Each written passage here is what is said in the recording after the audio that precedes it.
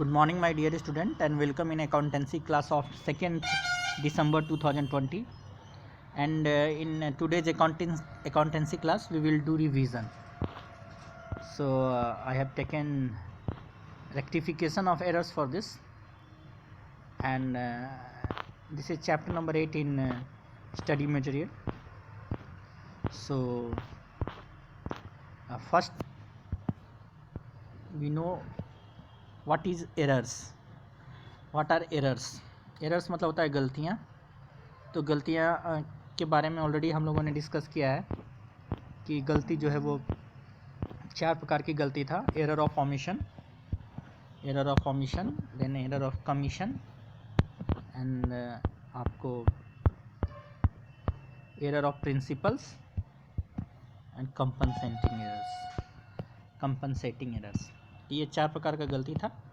उसके था types of errors from rectification point of view, यानी गलती को सुधार करने का दृष्टिकोण से हम गलती को कितने भागों में बांट सकते हैं. तो इसमें 2 भाग में लिखा है. पहला है कि जो वैसी गलती है जिससे ट्रायल बैलेंस इफेक्ट नहीं होता है, यानी ट्रायल बैलेंस मैच कर जाता है फिर भी गलतियाँ मौजूद रहती हैं. Errors which don't affect the trial balance, यानी ट्रायल बैलेंस का डेबिट साइड और क्रेडिट साइड का टोटल मैच कर जाता है. ऐसे गलतियों को 2 साइडेड एरर्स के नाम से भी जाना जाता है.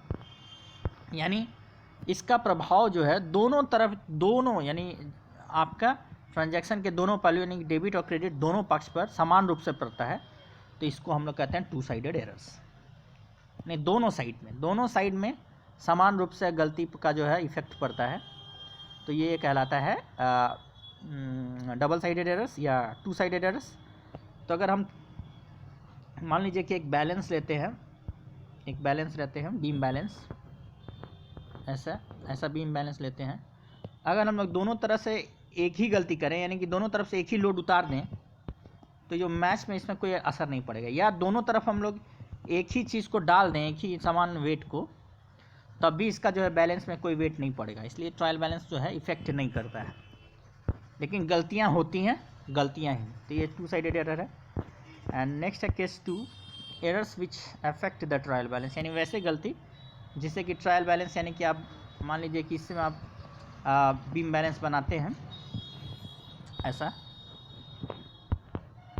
तो इसमें आपको असर पड़ेगा. यानी एक तरफ आप कुछ और कर रहे हैं और दूसरा तरफ कुछ और हटा रहे हैं, समान रूप से नहीं प्रभाव हो रहा है, तो ये जो है एक तरफ झुक जाएगा.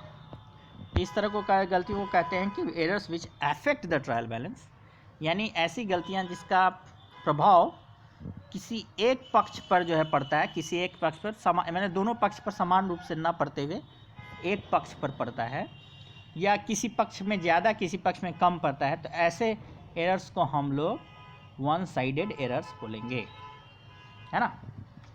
या आप ये भी कह सकते हैं कि वैसे पक्ष, इसको आप क्लियर कर सकते हैं 1 साइड, यानी कि जिसका कि केवल या तो डेबिट साइड में या तो क्रेडिट साइड में असर पड़ा हो, उसका असर एक तरफ ही पड़ा हो, तो हम लोग उसको 1 साइडेड एरर बोलते हैं. चूँकि एक ही साइड इसका इफेक्ट हुआ है, प्रभाव हुआ है, इसीलिए जो है ट्रायल बैलेंस जो है वो मिसमैच कर जाएगा, यानी कि मैच नहीं करेगा. तो अब आइए errors which don't affect the trial balance में कि कंप्लीट ओमिशन, यानी कि पूरी तरह से छूट जाना, या ओरिजिनल एंट्री ही गलत लिख देना, यानी जर्नल एंट्री ही गलत कर देना, या आप कह सकते हैं कि कैश बुक में ही गलत लिख देना है, कुछ भी. फिर error of omission from posting, और पोस्टिंग करने में ओमिट हो जाना यानी छूट जाना. और ये आपका ये 5-6 प्रकार है जिससे कि आपको जो है ट्रायल बैलेंस को कोई असर नहीं पड़ता है, बट ये गलतियां हैं. तो और errors which affect the trial balance, मैंने बहुत अच्छा से साफ करके लिखा हुआ which affect the trial balance है, वो है errors in totalling in subsidiary books as undercast and overcast. Undercast and overcast का मीनिंग मैं आपको बता देता हूँ. अंडर कास्ट का मतलब होता है, कास्ट मतलब होता है वर्ड, कास्टिंग का मतलब हो गया ऐड करना इन टोटलिंग. अंडर कास्टिंग का मतलब हो गया कम जोड़ना. कम जोड़ने का अर्थात ये है कि मान लीजिए किसी चीज़ का टोटल 5000 हो रहा है, लेकिन इसको 5000 की जगह लिखने वाला जो अकाउंटेंट है वो 500 लिखा है, 1 0 लिखना छूट गया. तो आप इसको ये हो गया अंडर कास्टिंग. और ओवर कास्टिंग का जस्ट इसका अपोजिट मीनिंग है. अपोजिट मीनिंग इस तरह की लिखना था 500, लेकिन से अकाउंटेंट ने गलती से 500 में एक जीरो और ऐड कर दिया, तो ये ओवरकास्ट हो गया। तो ये अंडरकास्ट और ओवरकास्ट होता है। फिर है नंबर 2 में errors in the balancing of ledger accounts, यानी लेजर अकाउंट को बैलेंस करने में यदि कोई गड़बड़ हुआ है तो उससे भी ट्रायल बैलेंस इफेक्ट हो जाएगा। बैलेंसिंग जैसा कि मैंने आपको स्कूल में अगर आए होंगे तो बताया था कि बैलेंसिंग का मतलब ये होता है कि मान लीजिए एक लेजर अकाउंट का मैं आपको एग्जांपल लिख रहा हूँ यहाँ पर। मान लीजिए ये किसी का पर्सनल अकाउंट है, एक्स अकाउंट है मान लीजिए, और यहाँ पे टू परचेज करके है,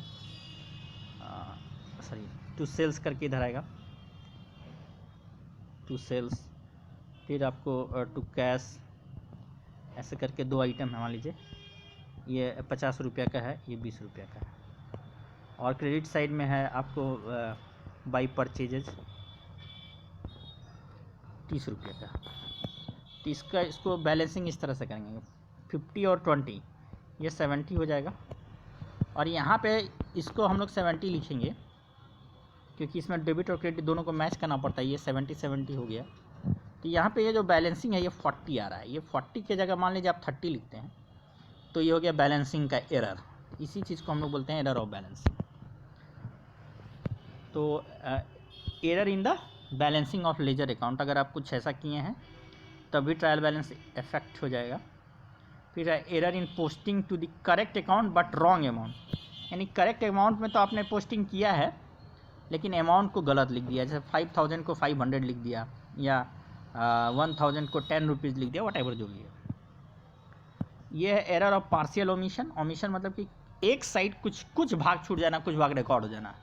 तो इससे भी आप समझ सकते हैं कि ये वन साइडेड एरर हो जाएगा, एक ही तरफ का पलड़ा भारी हो जाएगा और इससे भी ट्रायल बैलेंस जो है मिसमैच करेगा।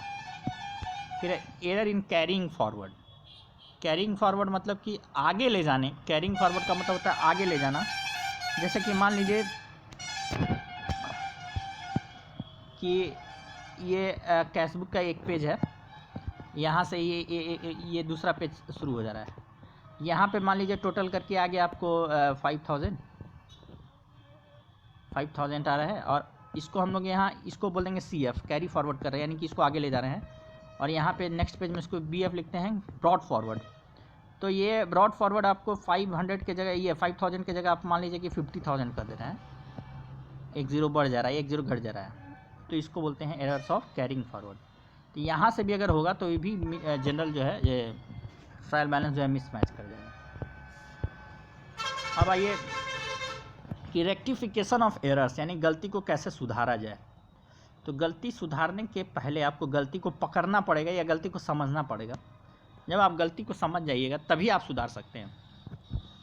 जब आप मान लीजिए क्वेश्चन में आप गलती समझ ही नहीं पा रहे हैं तब आपको सुधारने में बड़ा असुविधा होता है। तो रेक्टिफिकेशन ऑफ एरर्स में लिखा when the errors are detected, यानी जब एरर का पता चल जाता है, these have to be rectified, इसको सुधारना पड़ता है। Rectification of errors depends upon, ये किस पर डिपेंड करता है, तो द टाइप ऑफ एरर, यानी गलती किस तरह का हुआ है, and the time of depiction of error.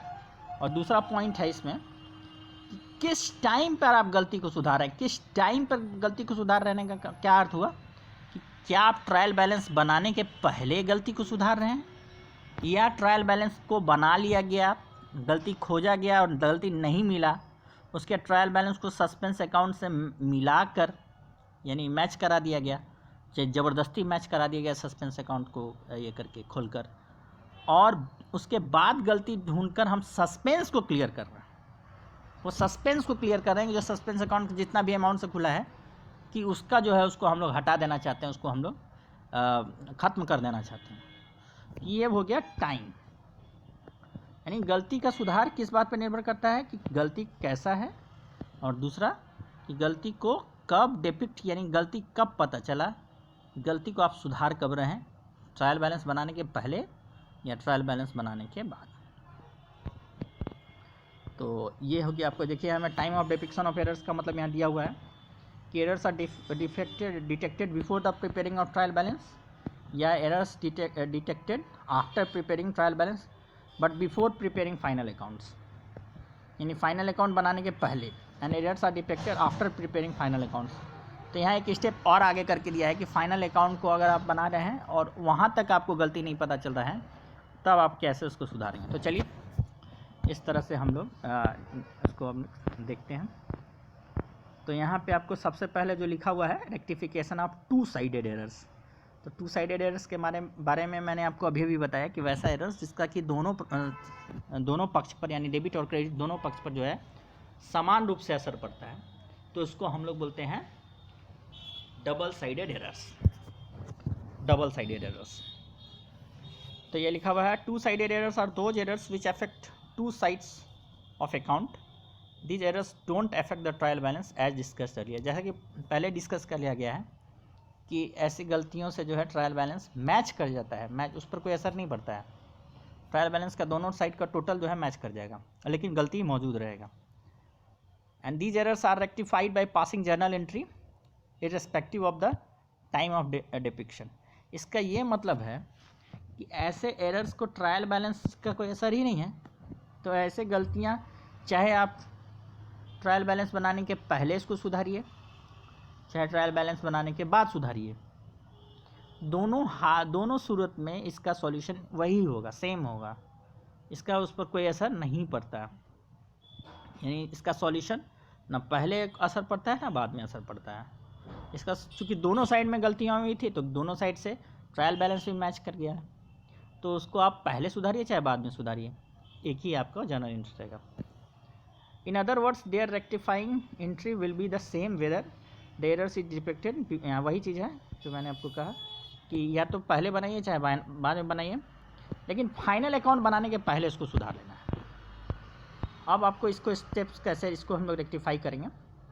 तो locate the effect of error on different accounts, यानी आप दोनों अकाउंट को पहले तलाशिए, यानी दोनों पक्ष में जो गलती हुआ है उसको ढूंढिए और जो भी एक्सेस क्रेडिट डेबिट है उसको सुधार दीजिए, यही चीज़ है। एग्जाम्पल आइए अब देखिए इसको हम लोग कैसे करेंगे। अब यहाँ देखिए एक एग्जाम्पल दिया हुआ है, machinery purchase for ₹10,000 has been debited to purchases. अब देखिए ये किस तरह का एरर है, तो ये एरर ऑफ प्रिंसिपल है। अब इसमें गलती क्या हुआ है कि आपको मशीनरी अकाउंट को डेबिट करना चाहिए था और मशीनरी की जगह परचेज अकाउंट डेबिट हो गया। यानी यहाँ जो दो पक्ष में प्रभाव पड़ने वाला है, एक परचेज अकाउंट में प्रभाव पड़ा और दूसरा मशीनरी अकाउंट में प्रभाव पड़ा, दोनों में आपको इफेक्ट इक्वल है।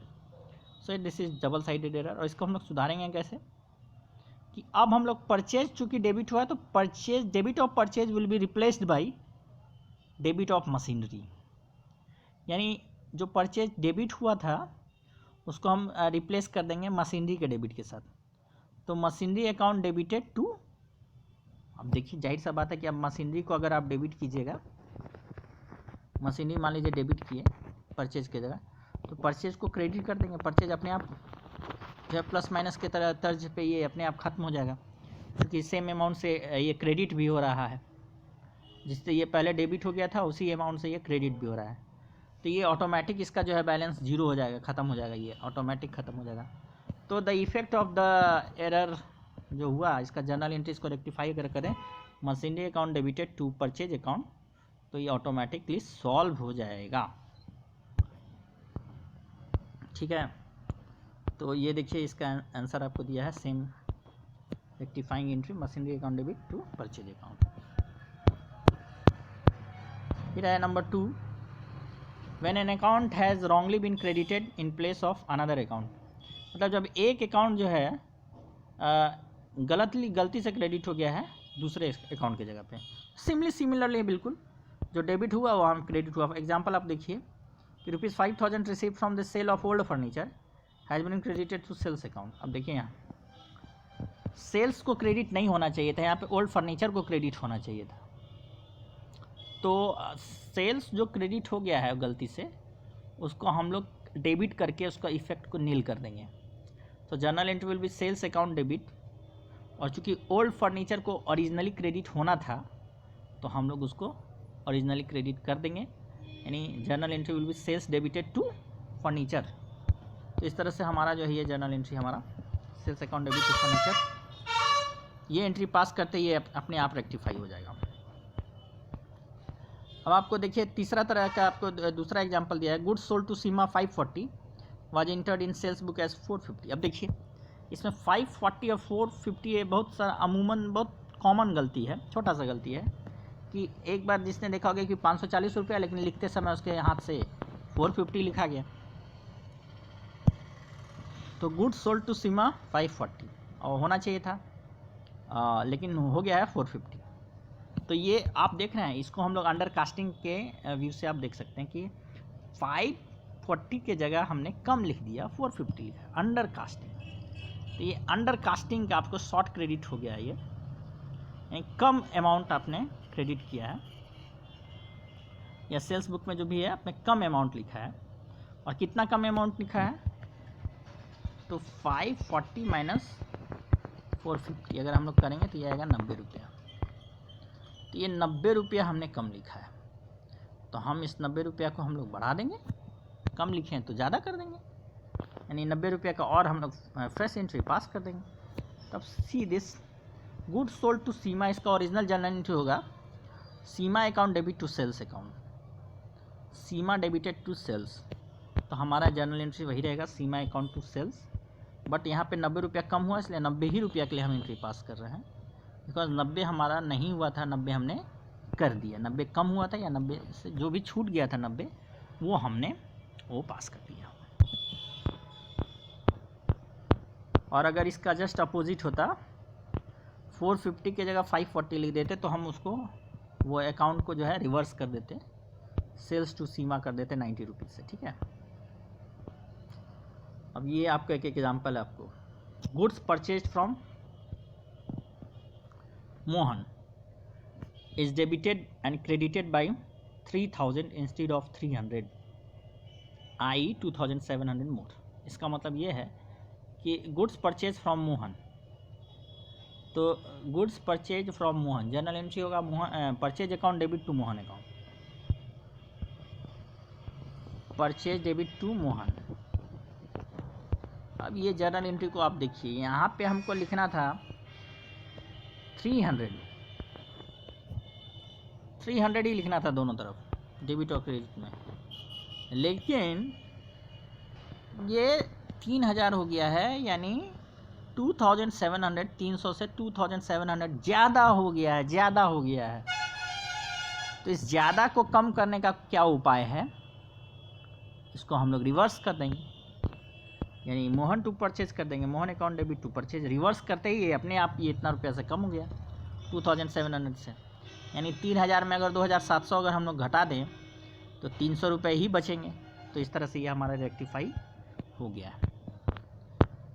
तो this is the way of solving under casting and over casting. अगर अंडर कास्टिंग हो गया है तो आप जो एंट्री ओरिजिनली जो एंट्री होता है वही एंट्री कर दीजिए, और जो भी डिफरेंस अमाउंट है वो लिख दीजिए।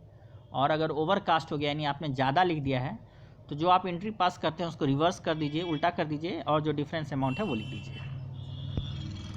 तो इस तरह से वो रेक्टिफाई हो जाएगा। हम लोग आगे बढ़ेंगे। और तो इस तरह से आपको ये डबल कास्ट में आपको इस तरह से आपको मिलते जाएगा।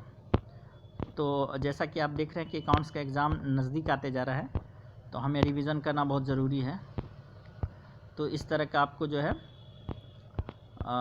अंडर कास्टिंग और ओवर कास्टिंग का आपको मिल जाएगा, ठीक है। तो अब हम लोग आगे बढ़ते हैं थोड़ा सा। केस 1, अब हम लोग जो है 1 साइडेड एरर में आता है। तो 1 साइडेड एरर में जो है इसका मतलब होता है कि वो ऐसी गलतियाँ जिससे कि केवल एक पक्ष प्रभावित हुआ है और इसके वजह से ट्रायल बैलेंस मिसमैच कर जाएगा, यानी मैच नहीं करेगा। और ऐसे केस में इसका पॉइंट ऑफ टाइम भी हमें नोट करना पड़ेगा। इसका पॉइंट ऑफ टाइम मतलब कि आप ट्रायल बैलेंस बनाने के पहले कर रहे हैं या ट्रायल बैलेंस बनाने के बाद कर रहे हैं। ट्रायल बैलेंस बनाने के पहले कर रहे हैं तो हमें सस्पेंस अकाउंट का कोई जिक्र नहीं करना है, यानी सस्पेंस अकाउंट को रूल आउट कर देना है, नहीं यूज़ करना है।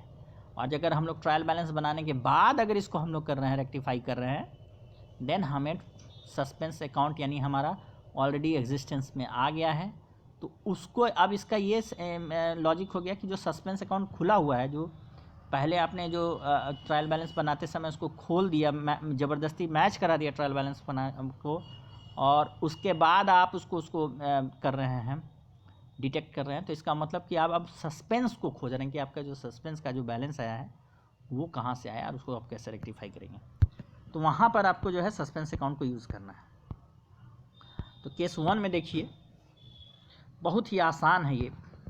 केस 1 में one sided errors before preparing trial balance. जब ऐसा हो कि आपको ट्रायल बैलेंस के पहले आपको बनाना हो, जैसे purchase book undercast by 150, यानी परचेज बुक जो होता है, जनरली इसमें परचेज बुक सेल्स बुक से ही रिलेटेड क्वेश्चन मिलेंगे आपको। तो परचेज बुक में हम लोग जानते हैं कि परचेज बुक में केवल क्रेडिट परचेज का एंट्री होता है। तो purchase book is undercast by ₹150, इसका मतलब ये हो गया कि हम लोग परचेज बुक को जो है बढ़ा देंगे 150 रुपया से। तो इसका सॉल्यूशन भी बहुत इजी है। परचेज हम लोग जानते हैं परचेज बुक डेबिट होता है, तो परचेज बुक को बढ़ाने के लिए परचेज बुक को और डेबिट करना पड़ेगा। तो इसका आंसर होगा कि परचेज आपको इसका आंसर होगा purchase book is debited by 150।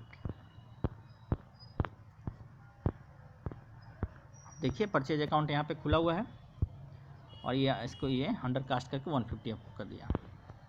या आप लिख सकते हैं debit side of purchase account is to be debited by 150, इस तरह से भी आप इसका सॉल्यूशन लिख सकते हैं। अब यही सेम चीज़ अगर ओवरकास्ट हो जाए, यहाँ अंडर कास्ट था, अगर ओवरकास्ट हो जाए यानी ज़्यादा हो जाए, तो ज़्यादा कम करने के लिए हमको उल्टा करना पड़ेगा, यानी परचेज बुक डेबिट होता है उसको क्रेडिट करना पड़ेगा। तो यहाँ पे चलिए परचेज अकाउंट है, यहाँ पे हमने उसको क्रेडिट कर दिए हैं, देखिए सेम। अब आइए rectification of one sided error after preparing trial balance. अगर यही चीज़ अगर आफ्टर प्रिपेयरिंग ट्रायल बैलेंस होता तो वहाँ पे हम लोग सस्पेंस अकाउंट का यूज़ कर देते हैं। सी, पहले केस में हम लोग परचेज अकाउंट को डेबिट किए थे तो ऑटोमेटिकली क्रेडिट जो है हमारा दूसरा पक्ष जो है सस्पेंस अकाउंट हो जाएगा। और दूसरा जो जर्नल एंट्री था उसमें हम लोग क्या किए थे कि परचेज अकाउंट को क्रेडिट किए थे 300 रुपये से, तो वहाँ हमारा 200 रुपये सॉरी, तो हमारा जो है परचेज अकाउंट वो हो जाएगा। इसका आपको अनदर एग्जांपल्स दिया है, जैसे कि आप लिया हुआ sales book was undercast by 200, यानी सेल्स बुक जो है 200 रुपया कम हो गया। तो कम हो गया तो हमको 200 रुपया ज़्यादा करना पड़ेगा, यानी कि सेम साइड में एंट्री होगा, यानी सेल्स बुक को क्रेडिट कर देंगे हम लोग 200 से। तो अगर ये आफ्टर प्रिपेयरिंग ट्रायल बैलेंस है तो हमें सस्पेंस का यूज करना पड़ेगा। सो क्रेडिट तो सेल्स अकाउंट होगा, सो डेबिट इसमें हो जाएगा सस्पेंस अकाउंट। ये आप देखिए, और अगर ये ओवरकास्ट का रहे सेम क्वेश्चन तो इसका रिवर्स कर देंगे बस। तो ये है सस्पेंस अकाउंट से रिलेटेड कुछ सवाल। यहाँ पर मैं बता दूं कि व्हाट इज़ सस्पेंस अकाउंट। इसके लिए ऑलरेडी हमने एक वीडियो में आपको शेयर किया था कि सस्पेंस अकाउंट वैसा अकाउंट है कि जब हम लोग ट्रायल बैलेंस बनाते हैं और बैलेंस मैच नहीं करता है डेबिट साइड और क्रेडिट साइड, यानी total of debit side is not matched with total of credit side, then we open it. और जहाँ पे हम लोग इसको खोल देते हैं जहाँ पे जिस साइड में कम हो रहा है। फॉर एग्जांपल मान लीजिए यहाँ पे हमारा 2 साइड है, ये डेबिट साइड है टोटल और ये क्रेडिट साइड है, और इसका आ रहा है 50,450 रुपया मान लो इस तरफ आ रहा है। थोड़ा और बड़ा कर दे मैं, सॉरी। इसका टोटल आ रहा है 50,450 और इसका आ रहा है 51,000 मान लीजिए। तो आप देख रहे हैं कि ट्रायल बैलेंस का डेबिट साइड का टोटल 50450 और ये 551,000 आ रहा है। तो वैसे में आपको यहाँ पे हम लोग जो डिफरेंस अमाउंट है यहाँ खोल देंगे और इसका नाम लिखेंगे सस्पेंस अकाउंट। यही सस्पेंस अकाउंट हो जाएगा। और अब जो है यहाँ पे दोनों साइड का टोटल 51,000 हो जाएगा, 51,000। तो इस तरह से मैच करने के लिए सस्पेंस अकाउंट खोला जाता है। और अगर मान लीजिए कि ये अगर 52,450 होता और ये आपको 51 आता, तो ऐसे में जो है इस तरफ नहीं लिखते हम लोग, इस तरफ काट देते, क्योंकि ये हमारा 52,450 आ रहा है तो ये टोटल 52,450 ही लिखते, और इस तरफ हम लोग 1,450 बैठा देते, जिससे कि हमारा 52,450 ये भी मैच कर जाता। तो ये सस्पेंस अकाउंट इधर खुल जाता। बस यही आपका जो है इस तरह से हम लोग सस्पेंस अकाउंट बनाते हैं। तो मैं ये वाला पूरा PDF फाइल आपका शेयर कर दूंगा, जिसमें कि आपको रेक्टिफिकेशन ऑफ एरर्स, डेप्रिसिएशन और बिल्स ऑफ एक्सचेंज दोनों है, तीनों चैप्टर बहुत अच्छा से दिया हुआ है। और इससे आप लोग जो है पढ़िएगा। So thank you so much, this is first video. इसके बाद हम लोग सेकेंड वीडियो में भी देखेंगे कि जिसमें कि हम लोग बिल्स ऑफ एक्सचेंज पे थोड़ा ध्यान दे देंगे। ओके।